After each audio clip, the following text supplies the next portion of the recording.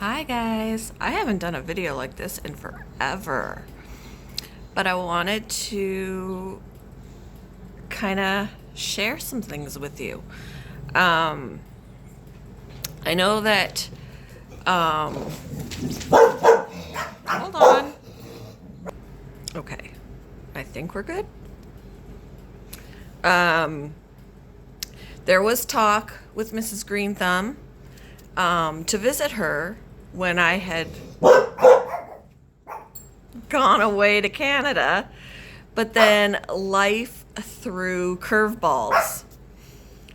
Um, we are going to be moving. Some of you know about the issues we've had with our house.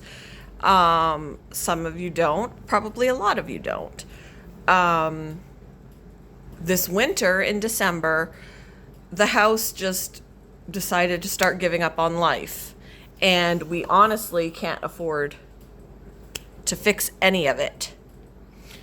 As it is, it cost us thousands and thousands of dollars just to do what we have done so that we can continue to stay here for the time being.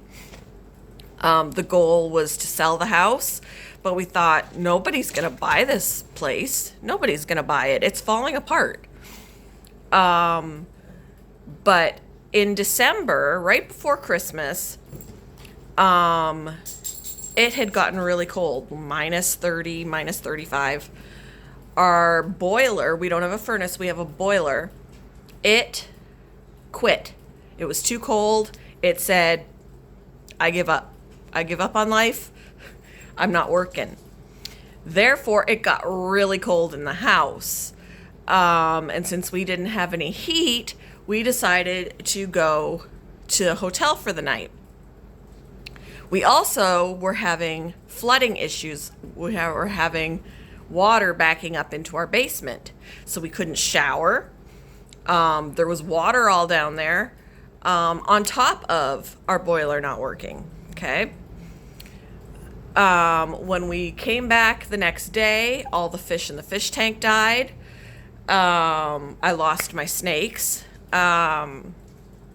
Just a lot of stuff. It got too cold here. We had to get space heaters for a couple of rooms because we had the dogs at the hotel with us, but we couldn't take the cats. Couldn't take the bunny, that kind of thing. But it was so cold in here that their water bowls were freezing solid. So we had to get space heaters so that their I don't know what this hair is doing, so that their water would stay liquefied so they can drink. We had plumbers come to the house. They fixed the plumbing issue after a while. Then our basement was partially finished. So we had to get drywall and carpet and all of that jazz pulled out of there because it was ruined. Only to discover behind the drywall, the concrete walls of the basement are crumbling. They're crumbling. They're falling in, you guys. Which therefore, because that's the foundation of the house, you could see on the sidewalk outside the house, the sidewalk is cracking because it's connected to the house. The foundation is crumbling. We can't afford to fix that. We can't. We just can't. As it is, just to get our basement back to the way it was before, and this is not even an account of the crumbling walls, just to get drywall back up, re-carpeted, all of that stuff. Insurance was estimating $30,000 just to get the basement back to what it was. This does not include fixing the foundation of the house, mind you. So we're just like, this house has just become a money pit, On top of that, so we were like, nobody's going to buy this house. There's way too many problems, right? On top of that, the city wants to put a new water meter in. We just got one a little over a year ago because our other one had not been working, so they replaced it. Well, now it's still outdated. Now they want to put digital ones in. But they came and they were like, well, we can't do it until this part of the pipe by the shutoff valve is replaced because it's corroded. $1,000 later, they still haven't replaced that free water meter. We have been spending money to get it to the place where they will come in and replace that water meter. I don't care if we get a new water meter. I don't want to put any more money into this house just for a free water meter that they want to replace if we're not even staying here, right?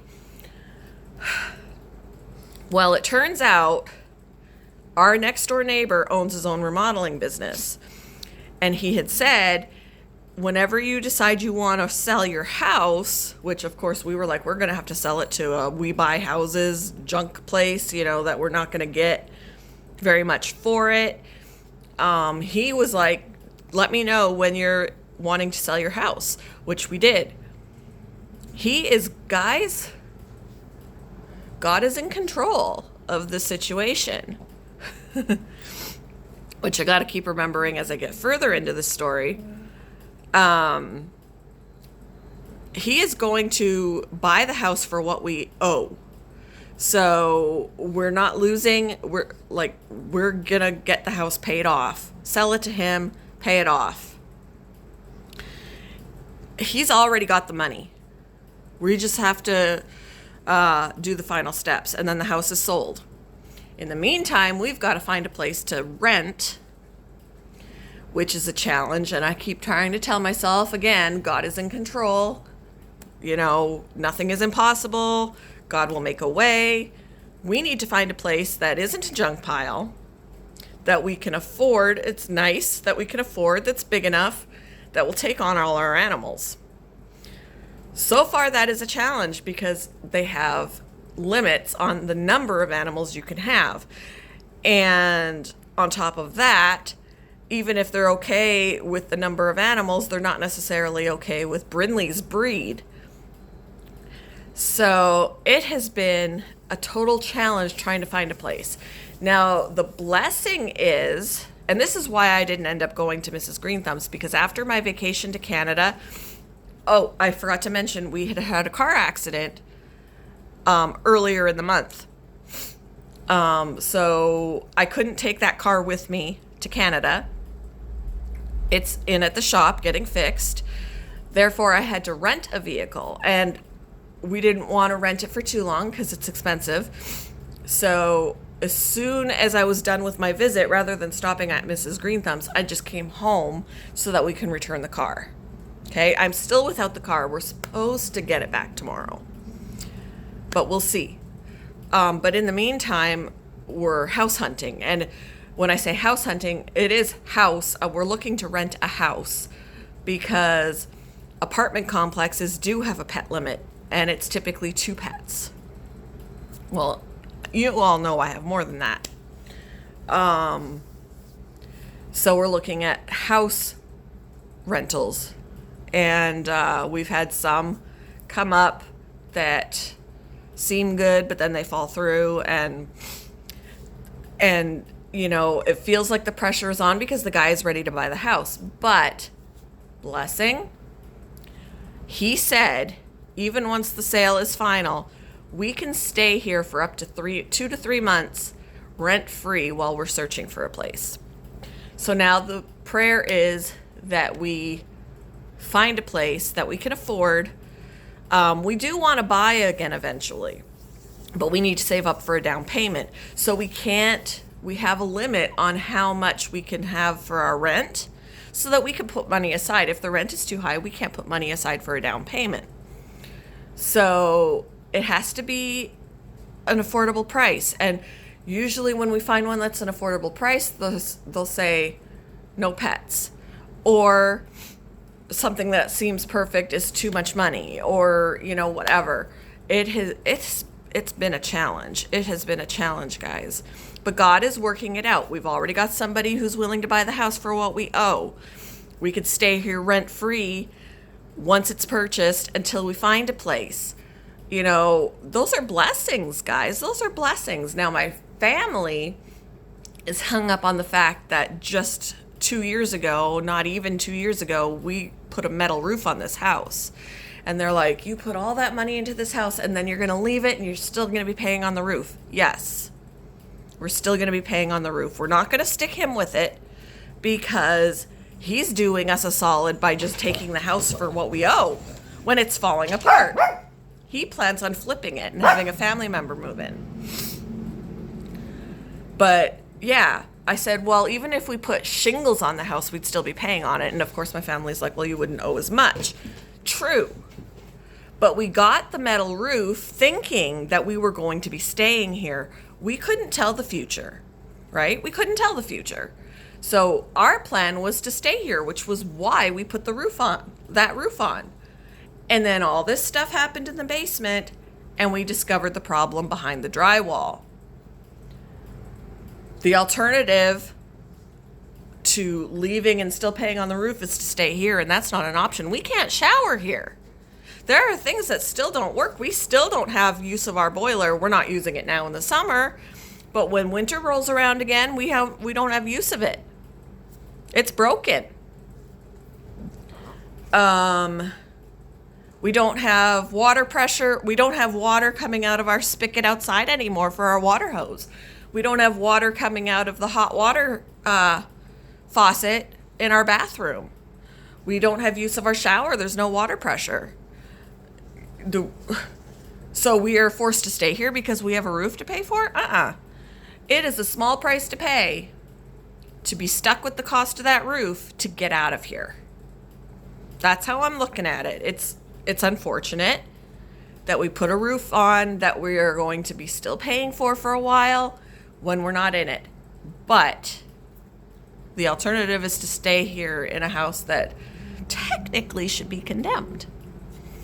But blessing upon blessing, it is being purchased for what we owe. You know?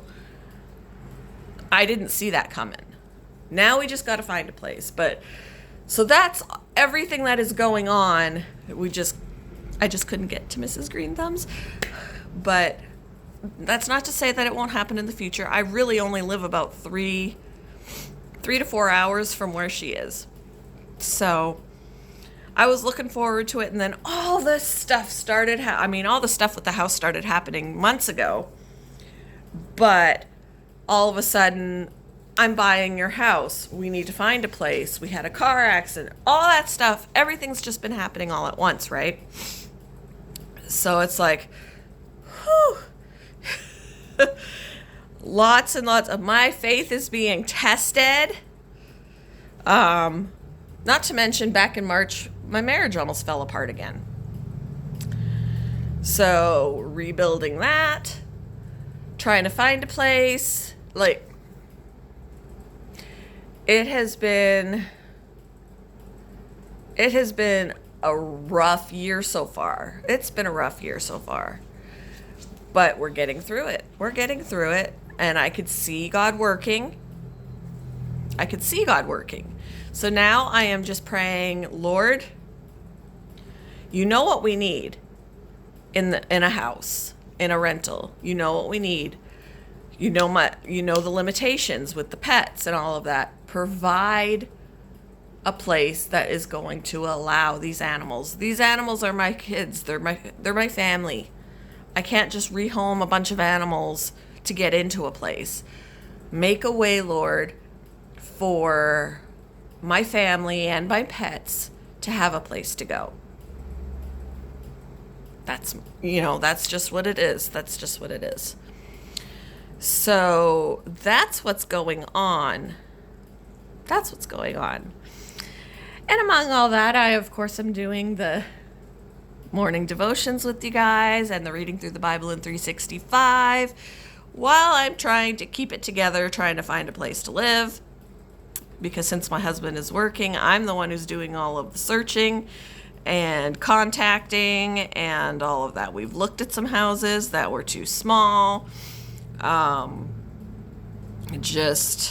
or they don't have any storage, no garage, no shed, no basement, no nothing for anything to store. It's been a challenge. It's been a challenge. So that is what's going on. I feel like I've been rambling on for the last 15 minutes. I apologize, guys, but I've had a lot to say since I haven't been going live. I haven't been doing any other videos other than my devotions and 365 readings. It's just, there's not enough time in the day to do everything. So, that's what's going on with my life. I hope you're all doing wonderful. Keep me in your prayers. Keep us in your prayers that we find a place. I will keep you posted. And yeah, there's my Bella puppy. Hope y'all have a wonderful day, and I will see you later, guys.